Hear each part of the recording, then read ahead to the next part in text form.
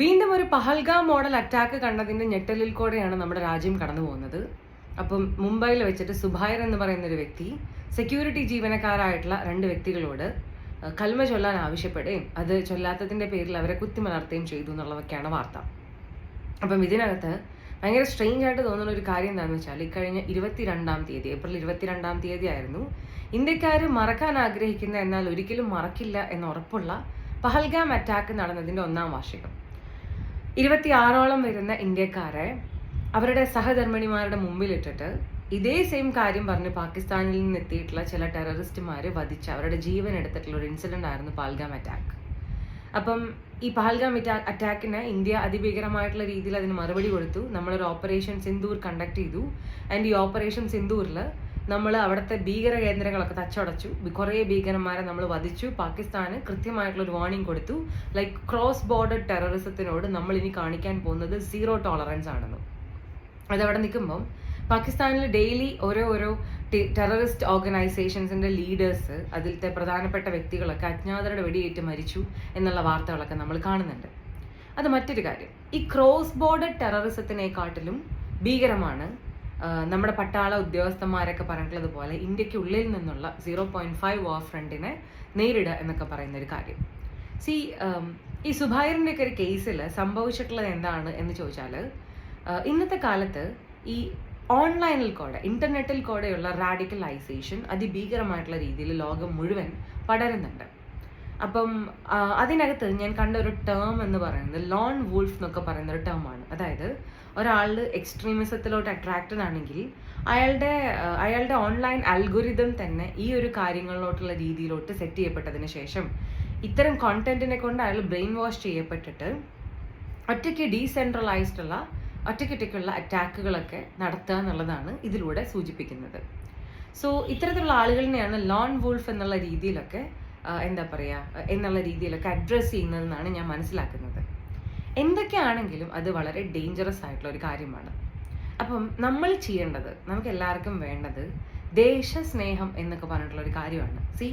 India, as I said before, like അതൊരു religiously sensitive ആയിട്ടുള്ള ഒരു കൺട്രിയാണ്. പക്ഷേ ഇവിടുത്തെ മെജോറിറ്റി ജനങ്ങളും മറ്റുള്ള ആൾക്കാരെ ബുദ്ധിമുട്ടിക്കാണ്ട് അവനവൻ്റെ നല്ല ജീവിതമായിട്ട് ജീവിക്കാൻ ആഗ്രഹിക്കുന്ന ആളുകളാണ്. അപ്പം നമ്മുടെ ഇടയിൽ നമ്മുടെ ഈ മനസ്സമാധാനത്തിനും ഐക്യത്തിനും ഒക്കെ തകർക്കുന്ന രീതിയിൽ എക്സ്ട്രീമിസ്റ്റ് ആശയങ്ങളും പേറി ഇവിടെ ഒരു വർഗീയമായിട്ടുള്ള പ്രശ്നങ്ങൾ ഉണ്ടാക്കണം എന്ന് ആഗ്രഹിക്കുന്ന ടെററിസം ഒക്കെ കൊണ്ട് നടക്കുന്ന ആളുകൾ, നിങ്ങൾ അങ്ങനെയുള്ള വ്യക്തികളെ കാണുകയാണെങ്കിൽ അവരെ പിന്തിരിപ്പിക്കുക എന്ന് പറയുന്നൊരു ഉത്തരവാദിത്തം നമുക്കുണ്ട്. നമ്മുടെ വീട്ടിലെ ആളുകൾ ആരും അത്തരത്തിലുള്ള ഒരു ആശയത്തിലോട്ട് പോവാണ്ടിരിക്കുക എന്ന് പറയുന്നൊരു ഉത്തരവാദിത്തം നമുക്കുണ്ട്. കാരണം അങ്ങനെ സംഭവിച്ചാൽ നമുക്ക് എല്ലാവർക്കും അറിയാം, നമ്മുടെ തൊട്ട് മുകളിൽ കിടക്കുന്ന പാകിസ്ഥാൻ, അഫ്ഗാനിസ്ഥാൻ പോലുള്ള രാജ്യങ്ങളിൽ സമാധാനത്തിന്റെ ഒരു അംശമില്ല. അവിടെ എക്കണോമിക് ഗ്രോത്ത് ഇല്ല. അവരെല്ലാവരും പിച്ചപാത്രമായിട്ട് പല പല രാജ്യങ്ങളിൽ നിന്നും പിച്ച എടുത്തിട്ടാണ് പൈസ കൊണ്ടുവരുന്നത്. IMF-നോടൊക്കെ എന്നും ഇറക്കുന്ന ഒരവസ്ഥയാണ് നമ്മുടെ നെയ്ബറിനുള്ളത് എന്തൊക്കെ പറഞ്ഞാലും. അപ്പം ഇത്തരത്തിൽ ഒരുപാട് പ്രശ്നങ്ങൾ, അത് മാത്രമല്ല daily casualties, daily killings, daily problem, daily terrorist attack, ഇതൊക്കെയാണ് ഈ രാജ്യങ്ങളിലൊക്കെ നടന്നുകൊണ്ടിരിക്കുന്നത്. അത്തരത്തിലുള്ളൊരു അവസ്ഥ ഒരിക്കലും നമ്മുടെ ഈ സ്വർഗത്തിൽ അല്ലെങ്കിൽ നമ്മുടെ ഈ രാജ്യത്തിൽ വരാൻ പാടില്ലാത്തതുണ്ട് എന്നുണ്ടെങ്കിൽ ഈ രാജ്യത്തിനോടുള്ള സ്നേഹം നമ്മുടെ ഏറ്റവും മുകളിൽ, നമ്മുടെ തലയുടെ ഏറ്റവും മുകളിൽ കിടക്കണം. ഈ രാജ്യമുണ്ടെങ്കിൽ നമുക്കൊക്കെ നമ്മളായിട്ട് നിലനിൽക്കാം. നമുക്കൊക്കെ പരസ്പരം പാർട്ടിക്കാര്യം പറഞ്ഞ് അങ്ങോട്ടും ഇങ്ങോട്ടൊക്കെ കുറച്ച് ഇങ്ങനെ ചെറുതായിട്ട് ഇടിയൊക്കെ പിടിച്ചിട്ടൊക്കെ നിൽക്കാം. നമുക്ക് നമ്മുടേതായിട്ടുള്ള ഒപ്പീനിയനുമായിട്ട് തല ഉയർത്തി നിൽക്കാം. പക്ഷേ ഇതിനെ അരാജകത്വത്തിലോട്ടും കൊണ്ടുപോകാനാണ് നമ്മൾ ഉദ്ദേശിക്കുന്നതെങ്കിൽ, അത് ആരെങ്കിലും അത് ചെയ്യുമ്പം അതിനെ സപ്പോർട്ട് ചെയ്യാനാണ് നമ്മൾ ഉദ്ദേശിക്കുന്നതെങ്കിൽ നമ്മൾ ആരും നിലനിൽക്കില്ല. ഇത് ഞാൻ പറയാനൊരു കാരണമുണ്ട്. ഇത്തരത്തിലുള്ള ടെററിസ്റ്റ് അറ്റാക്കുകൾ നടക്കുമ്പം, ഇത്തരത്തിലുള്ള പ്രശ്നങ്ങൾ ഇന്ത്യയുടെയും ലോകത്തിൻ്റെയും വിവിധ ഭാഗങ്ങളിലൊക്കെ നടക്കുമ്പം ഇതിനെയൊക്കെ സപ്പോർട്ട് ചെയ്യുന്ന വേറെ ആളുകളുടെ തെറ്റുകളൊക്കെ വെച്ചിട്ട് ഇതിനെ ബാലൻസ് ചെയ്യുകയും ന്യായീകരിക്കുകയൊക്കെ ചെയ്യുന്ന വലിയൊരു ശതമാനം ആൾക്കാരെ നമുക്ക് നമ്മുടെ നാട്ടിൽ കാണാൻ പറ്റും. ഇതിൻ്റെ ഉള്ളിൽ ഏറ്റവും ആങ്സൈറ്റി തരുന്നത് ഇത്തരത്തിൽ സംസാരിക്കുന്ന ഒരുപാട് മലയാളികളെയും നമുക്ക് വാർത്തകളുടെ ചാനലുകളുടെയൊക്കെ കമൻറ്റ് സെക്ഷനിൽ കാണാൻ പറ്റും. അത് ഭയങ്കര അലാമിങ് ആയിട്ടുള്ളൊരു സിറ്റുവേഷനാണ്. നമ്മൾ ഇതിനെയൊക്കെ ചെറുത്ത് തോൽപ്പിച്ചേ മതിയാവൂ. നമ്മൾ ഇത്തരത്തിലുള്ള പ്രശ്നങ്ങളെ, ഈ ഒരു തോട്ട് പ്രോസസ്സിനെ പുറത്ത് കൊണ്ട് കളഞ്ഞേ മതിയാവൂ. ഇല്ലെങ്കിൽ ആരും ഇവിടെ മനസ്സമാധാനമായിട്ട് ജീവിക്കില്ല. ഞാൻ ഈ അടുത്ത് പത്രത്തിലൊക്കെ വായിച്ചായിരുന്നു, ഓൺലൈൻ മീഡിയയിലൊക്കെ വായിച്ചായിരുന്നു, ലൈക്ക് നമ്മുടെ നാഷണൽ സെക്യൂരിറ്റി അഡ്വൈസർ ആയിട്ടുള്ള അജിത് ഡോവൽ സർ കുറേ മതപണ്ഡിതന്മാരെയൊക്കെ വിളിച്ച് സംസാരിച്ചിട്ടുള്ള ഒരു സംസാരത്തിൽ സിങ്ക് ഓർ സെയിൽ ടുഗെദർ എന്നൊരു വാക്ക് ഉപയോഗിച്ചത്രേ. എന്ന് വെച്ചാൽ ഒന്നുകിൽ നമുക്ക് ഒരുമിച്ച് മുങ്ങാം, അല്ലെങ്കിൽ നമുക്ക് ഒരുമിച്ച് തുഴയാം. മുങ്ങുമ്പോൾ നമ്മൾ ഒരുമിച്ച് മുങ്ങത്തുള്ളൂ എന്നുള്ള ആശയത്തിലുള്ളൊരു ഡയലോഗ് പറഞ്ഞു എന്ന് ഞാൻ കേൾക്കുന്നു. അദ്ദേഹം ഉദ്ദേശിച്ചത് കുറച്ചുകൂടെ ബ്രോഡ് ആയിട്ടുള്ളൊരു കാര്യമായിരിക്കാം. എന്നാലും ഇങ്ങനൊരു മീനിങ് ആണ് ഇതിന് പുറമെ എല്ലാവരും സംസാരിച്ചുകൊണ്ടിരിക്കുന്നത്. ഇത് കേട്ടുകൊണ്ടിരിക്കുന്ന എല്ലാവരോടും എനിക്ക് അത് തന്നെയാണ് പറയാനുള്ളത്. നമ്മളെല്ലാവരും ഒന്നുകിൽ ഒരുമിച്ച് തുഴഞ്ഞ് മുന്നോട്ട് പോകും, അതല്ലെങ്കിൽ നമ്മളെല്ലാവരും ഒരുമിച്ച് മുങ്ങും.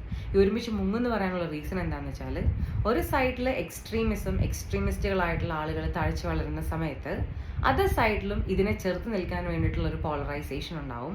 അങ്ങനെ ഈ പോളറൈസേഷനും ഇപ്പോഴത്തെ എക്സ്ട്രീമിസം കൂടിയാകുമ്പം ഈ രാജ്യത്ത് ഒട്ടും മനസമാധാനമില്ലാത്ത ഒരവസ്ഥയായിട്ട് മാറും. സോ അത് നമുക്ക് ഒരിക്കലും ആവശ്യമുള്ള ഒരു കാര്യമല്ല.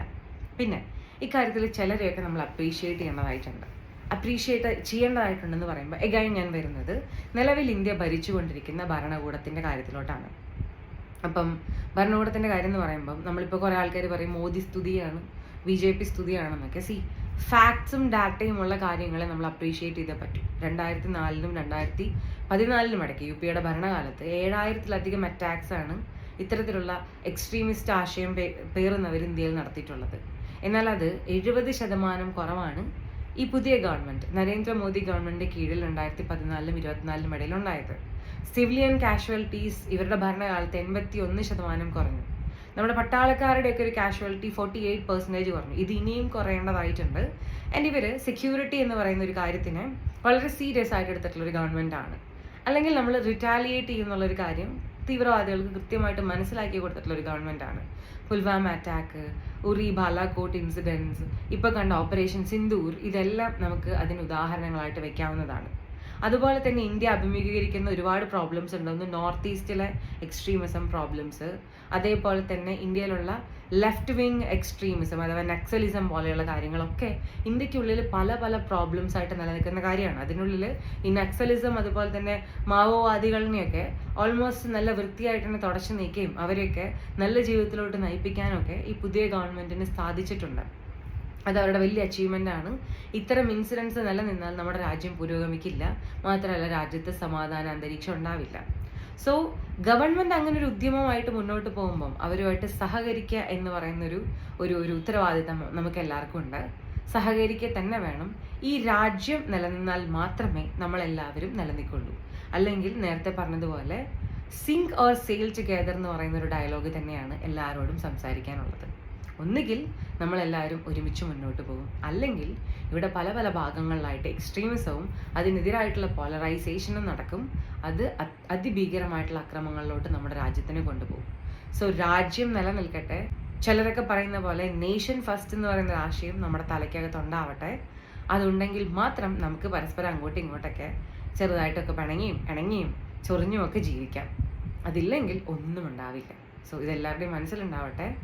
ഇന്ത്യയാണ് വിജയിക്കേണ്ടത്, ഇന്ത്യയാണ് നിലനിൽക്കേണ്ടത്. അത് നിലനിന്നാൽ നമ്മളെല്ലാവരും നിലനിൽക്കും.